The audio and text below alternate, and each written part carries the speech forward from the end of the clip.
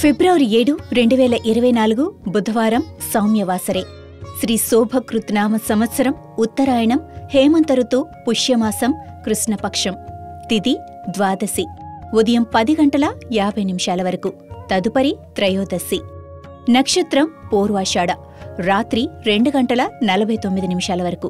తదుపరి ఉత్తరాషాఢ. యోగం వజ్రం. కరణం తైతుల. సూర్యరాశి మకరం. చంద్రరాశి ధనుస్సు. సూర్యోదయం ఉదయం 6:49 సూర్యాస్తమయం 6:14 వరకు. రాహుకాలం మధ్యాహ్నం 12 గంటల నుండి 1:32 వరకు.